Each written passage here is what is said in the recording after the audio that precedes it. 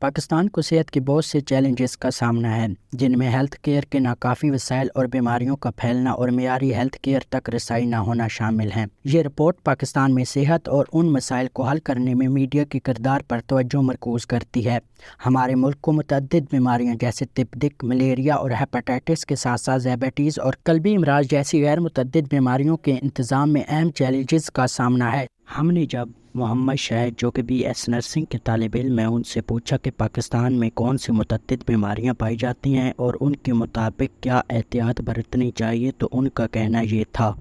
پاکستان میں صحت کے بہت سے مسائل پائے جاتے ہیں اور ہم نے بیماریاں شوگر، ہارٹ اٹیک اور تپ پائی جاتی ہیں۔ شوگر تو آج کل ہر چھوٹے بڑے کو ہو جاتا ہے، کیونکہ ہم کھانے پینے کا اور جو میٹھی چیزیں ہیں بالکل بھی احتیاط نہیں کرتے، خاص کر بزرگ لوگ بالکل بھی میٹھی چیز کا خیال نہیں رکھتے۔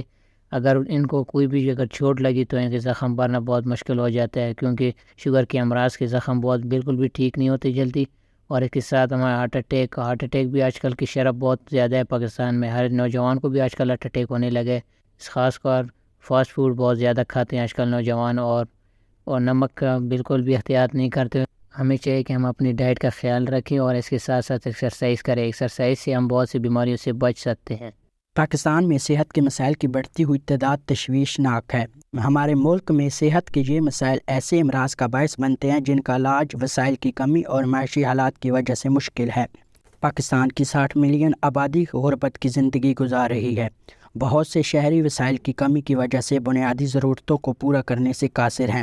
ہمارے ملک میں مقامی ہسپتالوں، ڈاکٹر اور نرسز کی تعداد اور غریب عوام کی ضرورت کو پورا کرنے کے لیے ناکافی ہیں۔ ہمارا ملک دنیا کے ان 10 ممالک میں شامل ہے جہاں پینے کے صاف پانی تک رسائی نہیں ہے۔ دیہی علاقوں میں آبادی کی کثرت بیت الخلاء تک رسائی سے محروم ہے۔ اس کے نتیجے میں لوگوں کو مناسب سہولیات کی کمی کے نتیجے میں اضافی مسائل کا سامنا کرنا پڑ سکتا ہے، جیسا کہ بیکٹیریل انفیکشن۔ ہم نے جب مصباح خان یوسفزئی جو کہ ایک فلاحی ادارے سے منسلک ہیں ان سے سوال کیا کیا پاکستان میں غریب عوام کی علاج تک رسائی ہے یا نہیں، تو ان کا کہنا یہ تھا۔ دیکھیں، جہاں تک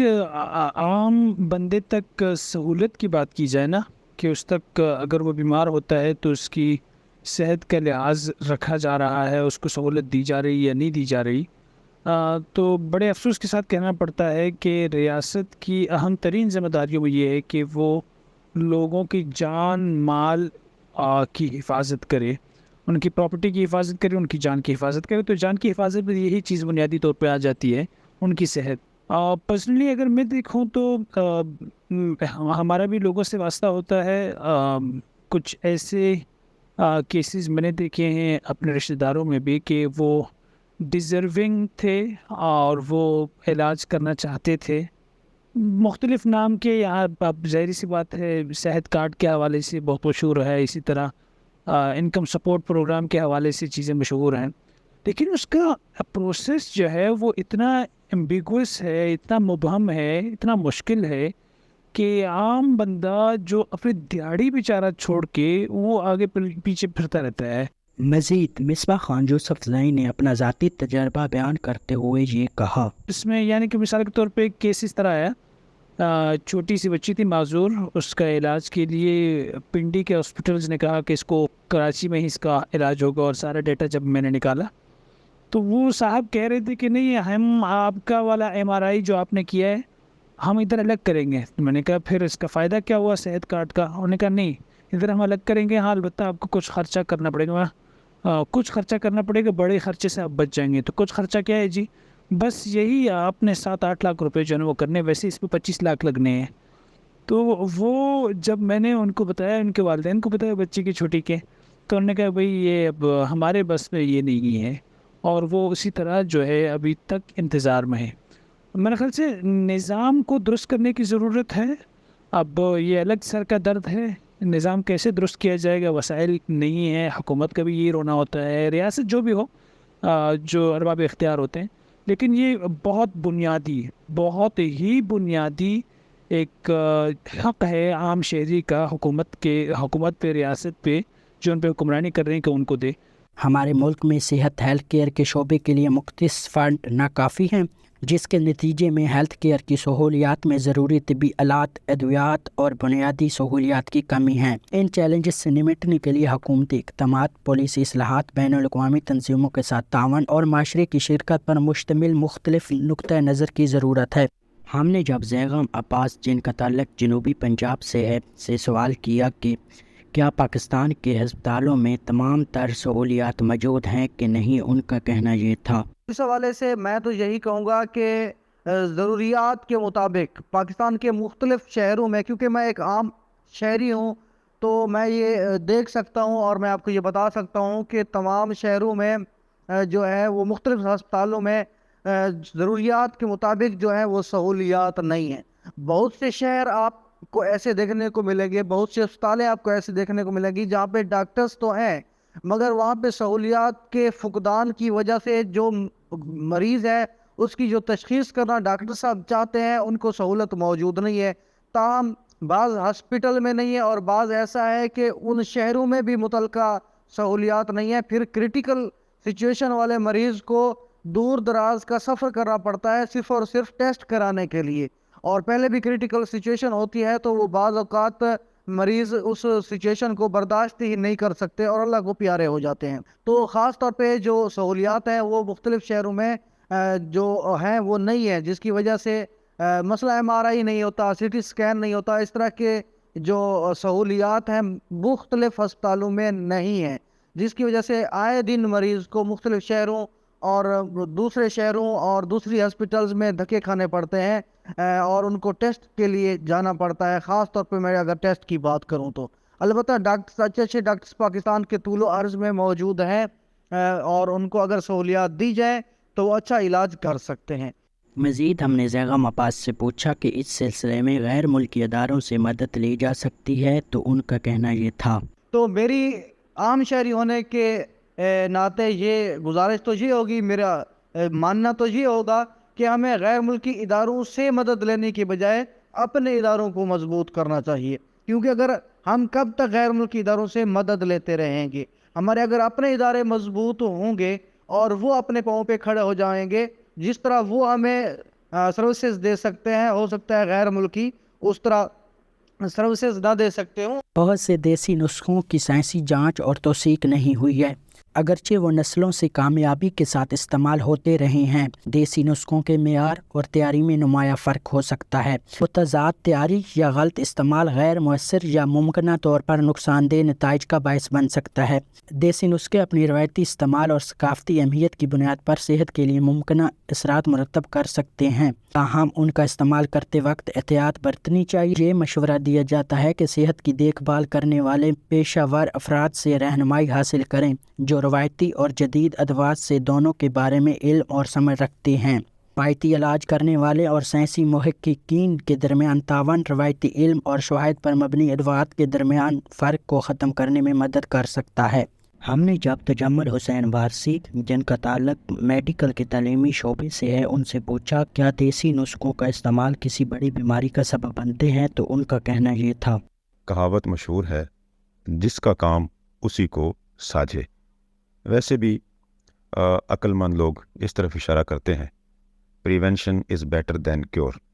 پرہیز علاج سے بہتر ہے۔ اس حقیقت سے انکار نہیں ہے، جس طرح مثل مشہور ہے، نیم حکیم خطرہ جان، ہر کام خود کرنے کا جذبہ اگرچہ برا نہیں ہے مگر اس کے نتائج اچھے ہوں ایسا بھی نہیں ہے۔ دیسی نسخہ جات کا تعلق قدیم دور کی طب یعنی حکمت سے ہے۔ میڈیکل اصطلاح میں آج کل اس سے ہربل یعنی یونانی میڈیسن، جو کہ حقیقت میں اصل اجزاء سے تیار کی جاتی ہیں، ایسی ادویات کو جو ہے وہ حکمت سے منسوب کیا جاتا ہے۔ اور حکمت کا معنی دانائی ہے اور عقل مندی ہے، جس طرح کہا جاتا ہے کہ فعل الحکیم لا یخلو عن الحکمہ، یعنی حکیم کا کوئی فعل حکمت سے خالی نہیں ہوتا۔ حکمت اور انسان کا تعلق انسان کی ابتدائی تاریخ سے ہے، جب انسان نے مٹی اور لکڑی کے گھروں میں رہنا شروع کیا اور غذا کے طور پر اس نے جنگلات کی جڑی بوٹیوں کا استعمال کیا، اس وقت سے لے کر یہ جو ہربل میڈیسن سسٹم ہے، طب یونانی ہے یا طب کا، جو طریقہ علاج ہے وہ کارگر ہے۔ اس پہ بہت سارے تجربات ہوئے اور بالآخر مختلف یونیورسٹیز نے، قدیم دور کی جو یونیورسٹیز تھی انہوں نے اس پہ ریسرچ کی اور بہت ساری جڑی بوٹیوں کو انسانی صحت کے لیے فائدہ مند قرار دیا، اور ساتھ ساتھ بہت سارے ایسے جو پودے یا جڑی بوٹیاں تھیں ساتھ یہ بھی بتایا کہ یہ انسانی صحت کے لیے نقصان دہ ہیں۔ مزید برآں تجمل حسین وارثی نے دیسی نسخہ جات کے منفی اور مثبت پہلوؤں پر بات کرتے ہوئے کہا، آج بھی بہت سے مسائل ایسے ہیں، بہت سی بیماریاں ایسی ہیں کہ جہاں پر ہماری میڈیکل سائنس جو ہے اگر پراپر طریقے سے اپروچ نہیں کرتی تو وہاں پہ ہربل اگر کوئی مستند قسم کا حکیم نظر آ جاتا ہے یا اس کا تجربہ وہاں پہ کارگر ہوتا ہے تو ایسی بیماریوں کا علاج ممکن ہے۔ مثال کے طور پر ہیپاٹائٹس سی ہے یا اس طرح کینسر ہے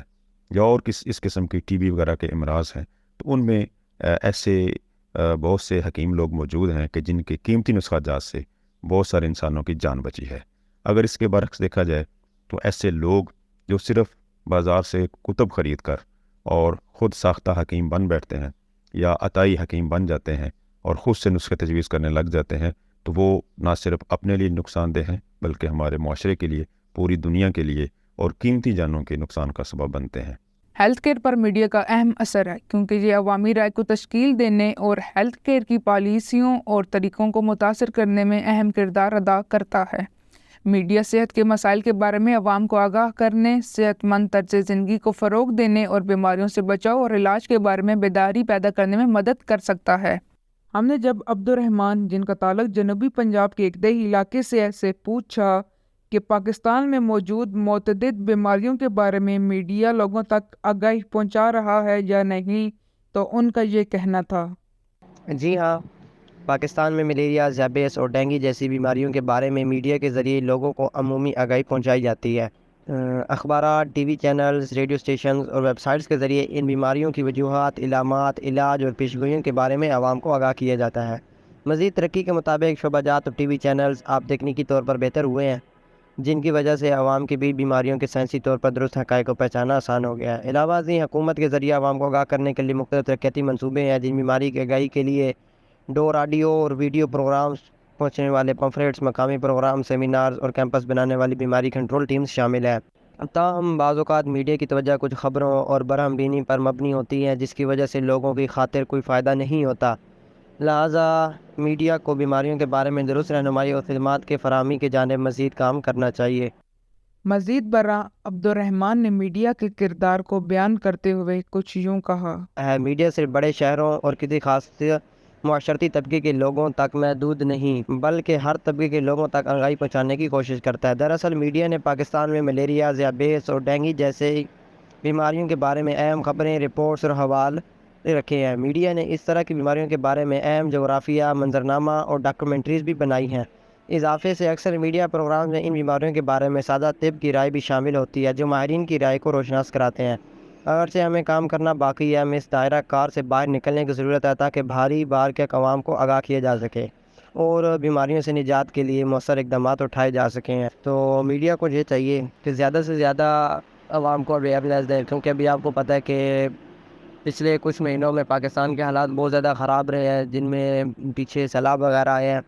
تو جگہ جگہ پہ پانی کھڑا ہوا ہے، اور پانی کھڑے ہونے کی وجہ سے آپ کو پتہ ہے مچھر اپنی افزائش، نمو و نمائش زیادہ کرتا ہے۔ یہ نئے طبی علاج اور کامیابیوں کے بارے میں قیمتی معلومات بھی فراہم کر سکتا ہے، لوگوں کو ان کی ہیلتھ کیئر کے بارے میں باخبر فیصلے کرنے میں مدد کر سکتا ہے۔ مجموعی طور پر ہیلتھ کیئر پر میڈیا کا خاصا اثر ہے۔ درست اور غیر جانبدارانہ معلومات فراہم کرنے سے یہ افراد کو اپنی ہیلتھ کیئر کے بارے میں باخبر فیصلے کرنے میں مدد کر سکتا ہے، جس سے مجموعی طور پر افراد اور معاشرے کے لیے صحت کے بہتر نتائج برآمد ہوتے ہیں۔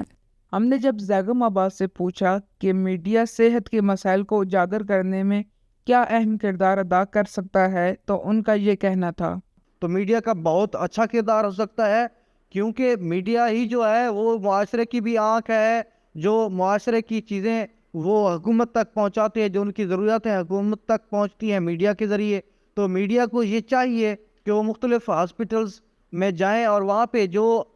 مطلب یہ ہے کہ وہ میڈیا جا کے لوگوں کو دکھائے اور حکومت کو دکھائے کہ لوگوں کی یہاں پہ ضروریات کیا ہیں، اور وہاں پہ جو عملہ ہے مختلف ہاسپٹلز میں، ان کی ضروریات کیا ہیں، ان کے مسائل کیا ہیں، وہ کیا چاہتے ہیں، لوگ کیا چاہتے ہیں، تاکہ حکومت تک ایک پیغام پہنچے اور جتنا ہو سکے حکومت اس کے لیے صدے بات کرے۔ میڈیا کو چاہیے کہ کسی بھی ہاسپٹل میں جا کے وہ لوگوں سے الجھنے کی بجائے وہ ان کے مسائل کو، یا اس عملے سے الجھنے کی بجائے لوگوں کے مسائل کو حکومت کے سامنے لائیں۔ اس لیے کہ جب کوئی بھی کسی بھی ملک کا جو میڈیا ہوتا ہے وہ معاشرے کی بھی آنکھ ہوتا ہے اور حکومت کی بھی آنکھ ہوتا ہے۔ جب میڈیا کرٹیسائز کرتا ہے یا دکھاتا ہے تو وہ حکومت کا جو ایک تاریخ پہلو ہے وہ بھی سامنے آتا ہے، اور معاشرے کی جو ضروریات ہیں وہ بھی سامنے آتی ہیں، اور جو کسی بھی حکومت کا اچھا پہلو ہوتا ہے وہ بھی سامنے آتا ہے، اچھے اقدام ہوتے ہیں وہ بھی سامنے آتے ہیں۔ تو میں تو یہی کہوں گا کہ میڈیا کا بہت اہم کردار ہے۔ میڈیا ہیلتھ کیئر فراہم کرنے والوں، پالیسی سازوں اور عام لوگوں کے درمیان معلومات کے فرق کو ختم کرنے میں اہم کردار ادا کر سکتا ہے۔ پیچیدہ طبی معلومات کو قابل رسائی زبان میں مؤثر طریقے سے ترجمہ کر کے میڈیا اس بات کو یقینی بنا سکتا ہے کہ صحت کی درست معلومات معاشرے کے متنوع طبقات تک پہنچیں۔ میڈیا پلیٹ فارم صحت مند طرز عمل اور طرز زندگی کو فروغ دینے کی صلاحیت رکھتے ہیں۔ ہیلتھ کیئر کے پیشہ ور افراد اور ماہرین کے ساتھ شراکت داری میڈیا صحت کے مثبت انتخاب اور رویے میں تبدیلی کی حوصلہ افزائی کے لیے ٹیلی ویژن پروگرام، پوڈ کاسٹ اور سوشل میڈیا مہمات سمیت پرکشش مواد بنا سکتا ہے۔ ہم نے جب حسیب احمد برلاس، جو کہ ایک نجی یونیورسٹی میں BS میڈیا اسٹڈیز کے طالب علم ہیں، سے سوال کیا کہ کیا میڈیا کے ذریعے لوگوں تک صحت کی تعلیم پہنچائی جا سکتی ہے اور کیسے، تو ان کا کہنا یہ تھا۔ یار جیسا کہ آپ سب لوگ جانتے ہیں کہ میڈیا کا کردار آج کی دنیا میں بہت ایک انتہائی اہم کردار میڈیا پلے کر رہا ہے، اور جہاں تک بات ہے صحت کی، تو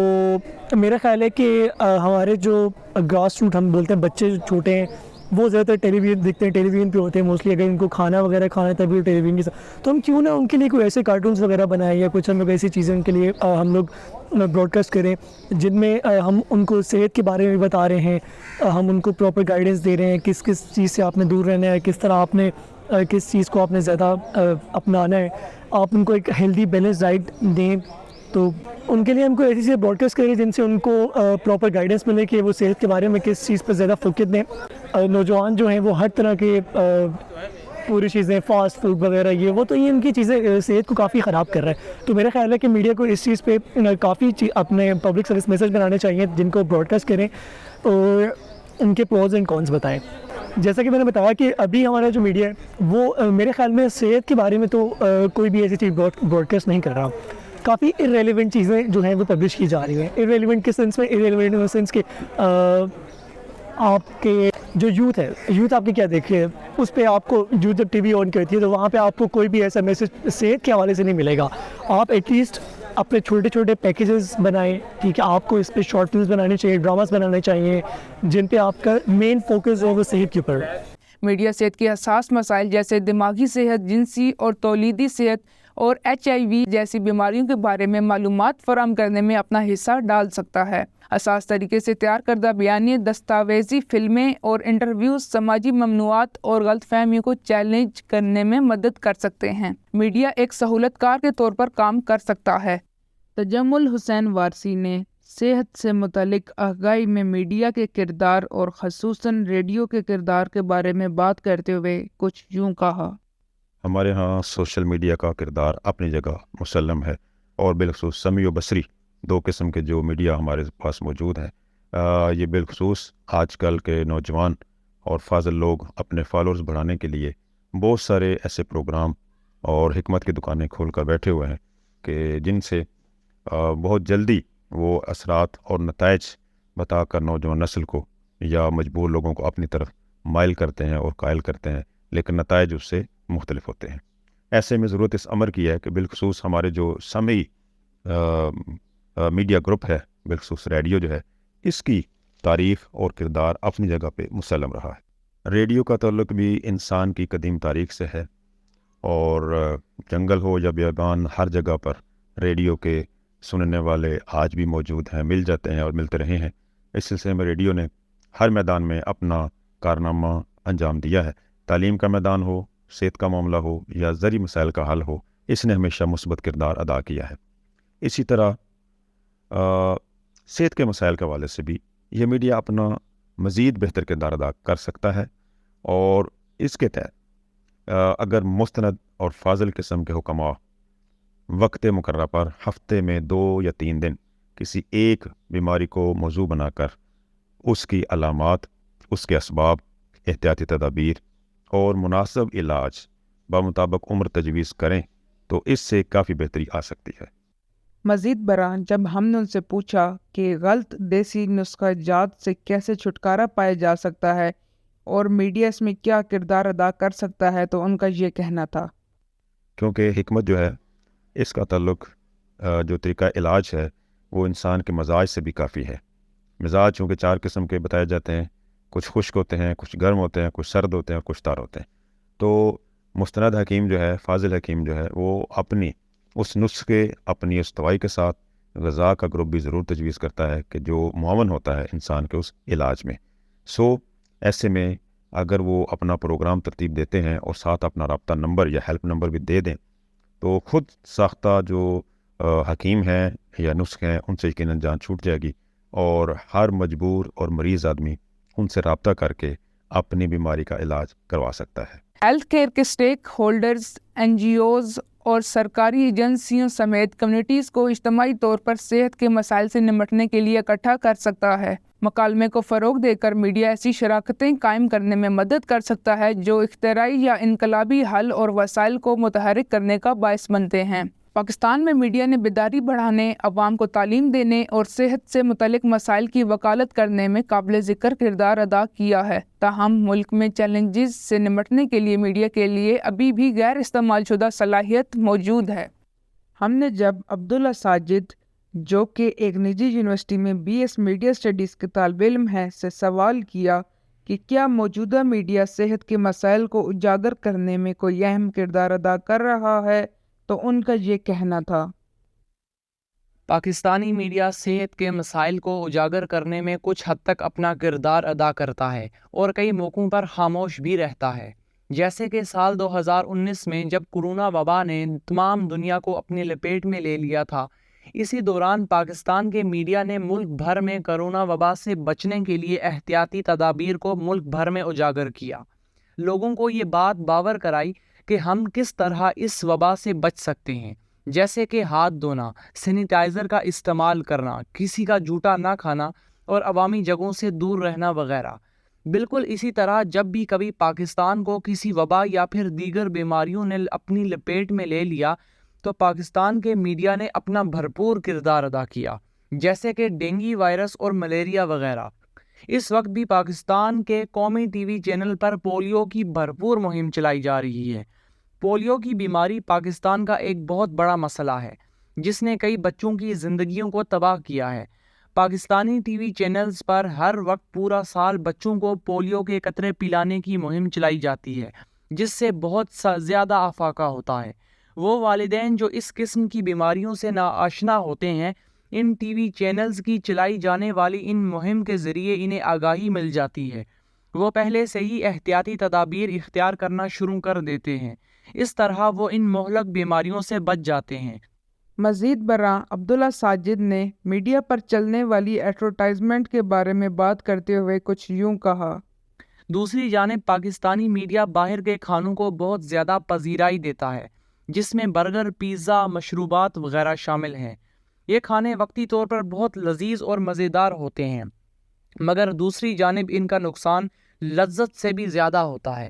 پاکستان کے مختلف بڑے ادارے جو ان کھانے پینے کی اشیاء سے تعلق رکھتے ہیں، وہ اسی میڈیا کے بلبوتے پر ملک بھر میں اپنے کھانوں کی نمود و نمائش کر رہے ہوتے ہیں۔ وہ ادارے بڑے بڑے ٹی وی چینلز کو خطیر رقم دے کر اپنے ایڈورٹائزمنٹ کراتے ہیں۔ باہر کے بنے ان کھانوں اور لذیذ مشروبات سے نئی بیماریاں جنم لیتی ہیں، جن میں جگر کے مسائل، قلبی مسائل، جوڑوں کے دردوں کے مسائل وغیرہ شامل ہوتے ہیں۔ ایک طرف احتیاطی تدابیریں تو ہیں، لیکن دوسری جانب کہا جا سکتا ہے کہ مکمل طور پر لاپرواہی سے کام لیا جا رہا ہے، کیونکہ یہ وبائیں یا پھر دوسرے مسائل کبھی کبھار جنم لیتے ہیں، مگر دل کے مسائل، جگر کے امراض، گردوں اور جوڑوں کے مسائل کے درد وغیرہ سارا سال رہتے ہیں۔ اس طرح بہت سے لوگ بیماریوں کا شکار ہو جاتے ہیں اور زندگی جینے کا لطف بھی نہیں اٹھا پاتے۔ ان فیکٹریوں سے تیار کردہ کھانے کیمیکل سے بھرپور ہوتے ہیں اور ان کھانوں کا استعمال انسان کو بڑی بیماری میں مبتلا کر دیتا ہے، جس سے ساری زندگی کا پچھتاوا ہی رہتا ہے۔ جہاں پاکستانی میڈیا چند بڑی بیماریوں سے بچنے کی ہدایت فراہم کرتا ہے، وہیں دوسری جانب وہ ان بیماریوں سے بھرپور کھانوں کی تشہیر بھی کرتا ہے، جس سے سماج میں نئے نئے مسائل اور نئی نئی بیماریاں جنم لیتی ہیں۔ صحت کے فروغ میں فعال طور پر شامل ہو کر تعاون کو فروغ دینے میڈیا آؤٹ لیٹس پاکستان میں صحت کے نتائج پر تبدیلی کا اثر ڈال سکتے ہیں۔ میڈیا تنظیموں، ہیلتھ کیئر کے پیشہ ور افراد، پالیسی سازوں اور سول سوسائٹی کے لیے میڈیا کی طاقت سے فائدہ اٹھانے کے لیے مل کر کام کرنا چاہیے اور معاشرے کی بہتری کے لیے صحت کے مسائل کو حل کرنے میں میڈیا کو زیادہ سے زیادہ کردار ادا کرنا چاہیے۔ سید محمد علی اور ساتھی رپورٹر فرقان کاظم کی جانب سے پاکستان میں صحت کے مسائل اور میڈیا کا ممکنہ کردار کے موضوع پر یہ ریڈیو دستاویزی فلم آپ کی سماعتوں کی نظر تھی۔ پیشکش رفا FM 102.2 اسلام آباد۔